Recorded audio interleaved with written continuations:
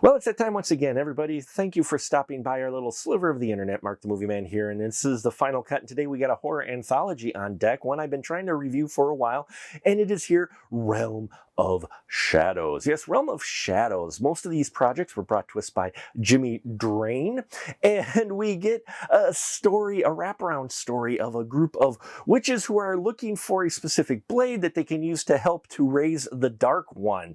And they get these clues through the help of different stories, and we see these stories as well as the wraparound story in between each one as we near closer and closer to the final epic conclusion of that story. We get some familiar faces in this wraparound. You get Vernon Wells, Mel Novak, Michael S. Rodriguez shows up in here as well, and Vida Ghaffari as Cassandra. I loved this character quite a bit, and we've seen her in Beyond the Gates of Hell and Eternal Code and Closet Monster, and she just is fantastic in this. Really fun character, and you can tell she's delighting in playing this evil person. And so we get into the short films. We've got Malik's Dream Lady. Malik's played by Jimmy Drain, and this is directed by him as well. And we have the story of Malik, who's he's with his womanizing buddy, and his buddy's far more bold with the ladies. And when Malik sees a woman that he's attracted to,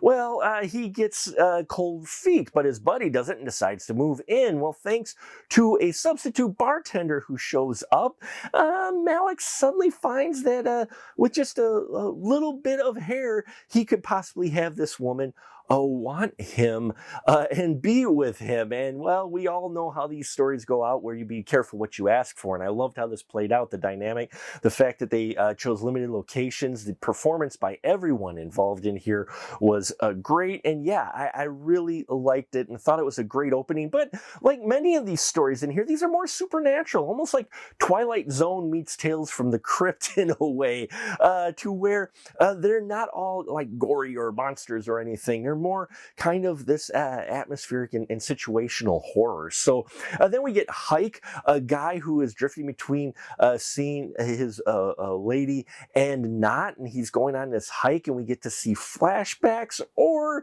there are things in his brain, you know, it's a little hard to tell. You think maybe he's revisiting tracks, you know, of his lost companion, significant other, but it's hard to say, and I like that. I like the enigma between them in this. This was directed by Tim Keller, and Jimmy Drain is playing the young man.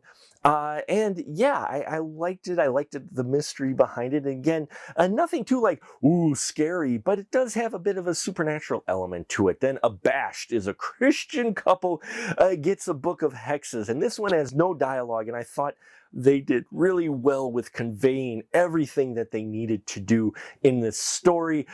Jimmy Drain directed this with Jane played by Cassie Kelso and Thomas played by Mark Mook. And these two did great in emoting and moving and just telling this story without dialogue. And it doesn't quite go the way you might expect it. I liked that. I liked that quite a bit. And I always love when they take chances and tell stories without dialogue, because with movie being a visual media, I think it's effective, and it is effective here. Then we have The Initiation of Professor Kimmer, directed by Louis Leslie, and that one, yeah, I loved the twist that they had for this. It's probably one of the shorts that has the biggest cast in it, and it did not quite go where I thought they were gonna go with this one. This one is definitely dark and not for the squeamish, but I enjoyed where they went with this story, and everybody involved is having fun.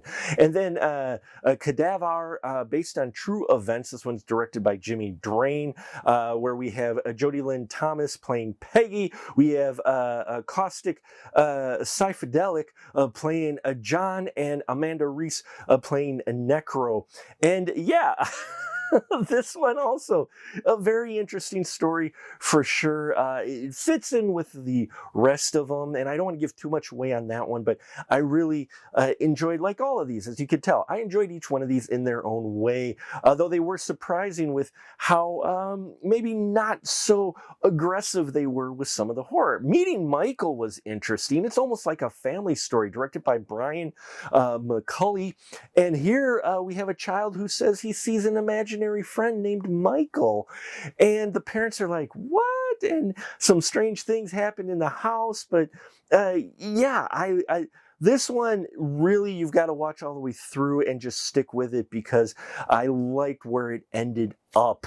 And there's a great final shot of the short at the end of the short that I thought just looked fantastic. And yeah, overall, it's a very caring story in many ways. And then Fate Upside Down, directed by Brian McCulley again, and this one has Tony Todd in here. We get a priest in here. He does something that definitely it goes against nature, and there's some consequences involved with that. And this is tied into the wraparound story, as many of these anthology films go.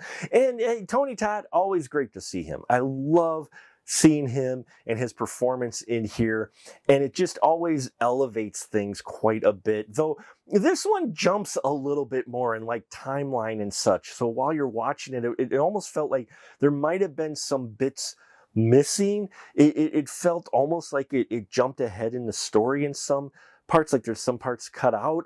So yeah, near the end, it got just a little bit confusing of exactly what was going on. And then when you get to the end of the anthology with the end of the wraparound story, it closes up fairly nicely, but then they leave a lot of things open for possibly a sequel anthology film, which I'd be open to, because if they're anything like this collection of shorts, they're interesting, they're well crafted, they're different than what you might expect from an indie horror anthology, and I think it is worth a watch. So there you have it, folks. The realm of shadows. Goosebumps meets Tales from the Crypt meets Twilight Zone.